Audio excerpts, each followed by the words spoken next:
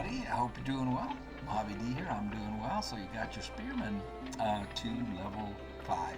Harpooner to be specific.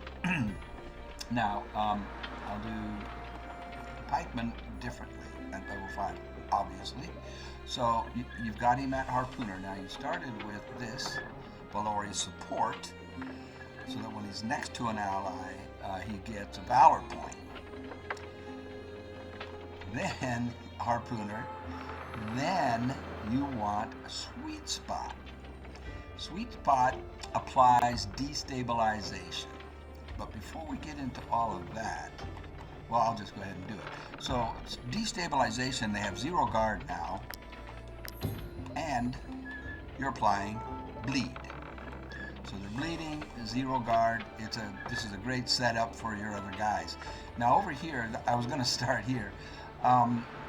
Movement, critical hit, willpower. Not in that order. I would say willpower, movement and willpower are the two most powerful things in the game. I've talked about this on other videos. I would normally, if the willpower was higher than 12, I would take this, but since it isn't, I will use career plans, and I will put the 2 in willpower to get it up to 14. That'll cost 40 influence, no big deal.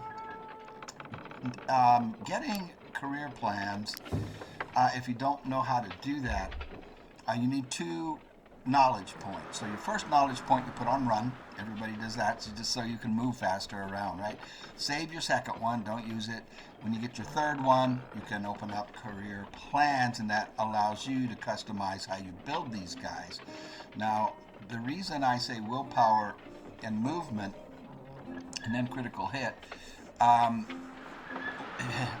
talked about this before. Willpower triggers galvanization and a rout. Basically, you add up all of your willpower for your entire squad and all of the willpower for the others, the bad guys, right? The guys you're fighting. When their willpower drops to like 70% of yours, right around 70% of yours, you trigger galvanization, which buffs the entire squad. So you just buffed your whole squad, and you want galvanization to hit, as soon as possible and whenever possible, as much as possible. Willpower does that. Also, you kill 2 or 3 of their guys, right? So all of their willpower now disappears from their total, right? So now if that is below 70% of your total, you trip galvanization. When it's 90%, it triggers a rout, which means you can let the enemy run away or you can keep on fighting. The only time I let them run away is if I've got a guy dying. So there you go. Because the willpower was at 12, I went there.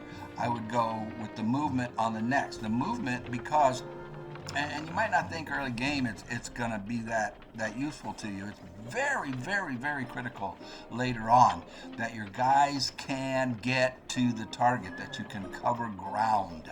So there you go. That it would be a Spearman Harpooner. Thanks for watching. We'll catch you on the next one.